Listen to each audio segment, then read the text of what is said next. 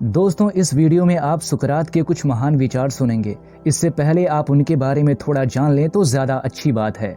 सुकरात यूनान के एथेंस में जन्म लेने वाले एक महानतम प्राचीन यूनानी दार्शनिक, विद्वान तथा एक अध्यापक थे, जो दिखने में तो बदसूरत थे, लेकिन उनके बारे में कुछ विद्वानों का कहना है कि वो यूनान में जन्मे सभी विद्वानों में सबसे सर्वश्रेष्ठ थे। सुकरात उच्च कोटि के विवेकी थे।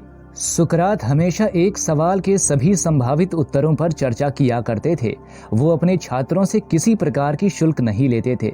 एक सवाल के कई उत्तरों से अनेकों प्रकार के अन्य नए सवाल उत्पन्न होते हैं। उनका यही तरीका, यानी एक विषय को प्रश्नों और उत्तरों द्वारा समझने की तर्कपूर्ण विधि को ही सुकरात विधि, सोक्रेटिक मेथड कहा जाता है। उनकी इसी विधि ने पश्चिमी तर्क और दर्शन प्रणाली की नींव रखी। सुकरात ने किसी ग्रंथ की रचना नहीं की। प्लेटो, जेनोफोन और अरस्तु ऐतिहासिक सुकरात को जानने के मुख्य स्रोत हैं।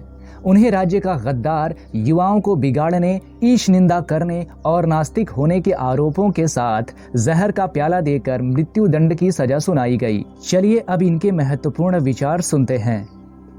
जिस जीवन में परीक्षाएं न ली गई हों, वो जीवन जीने योग्य नहीं है। मैं किसी को कुछ भी पढ़ा नहीं सकता, मैं केवल उन्हें सोचने पर मजबूर कर सकता हूँ। शादी या ब्रह्मचर्य, आदमी चाहे जो भी रास्ता चुने, उसे बाद में पछताना ही पड़ता है। आश्चर्य ही बुद्धिमानी की शुरुआत है।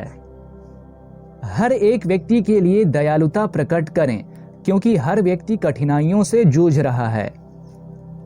अपने आप को जानने के लिए अपने बारे में सोचें। मित्रता करने में धीमे रहें, लेकिन एक बार जब मित्रता हो जाए तब दृढ़ और निरंतर बने रहें। अगर आप ये जानते हैं कि आप कुछ नहीं जानते, तो यही असली बुद्धिमत्ता है। शिक्षा अग्नि को प्रज्वलित करने जैसा है, बर्तन भरने जैसा नहीं। संतुष्टि प्राकृतिक धन है, विलासिता नकली गरीबी है। प्रश्न को अच्छे से समझ लेना ही आधा उत्तर है। अगर आप अच्छे घुड़सवार बनना चाहते हैं तो सबसे बेकाबू घोड़े को चुनें, क्योंकि अगर आप इसे काबू में कर लेते हैं तो आप हर घोड़े को काबू में कर सकते हैं। विचलन का समय आ गया है। हम अपने अलग अलग रास्तों पर जा रहे हैं। मैं मरने वाला हूं और तुम जियोगे। इनमें से कौन सही है, ये तो ईश्वर ही जानता है। शादी अवश्य करें। अगर आपको अच्छी पत्नी मिलती है तो आप खुश हो जाएंगे, और अगर आपको बुरी पत्नी मिलती है तो आप दार्शनिक हो जाएंगे। दिमाग ही सब कुछ है, जो तुम सोचते हो वही बनते हो। भाषा का दुरुपयोग आत्मा में बुराई को प्रेरित करता है। खुशी पश्चाताप रहित आनंद है। अगर एक औरत आदमी के बराबर हो जाए तो वो उससे प्रथम हो जाती है।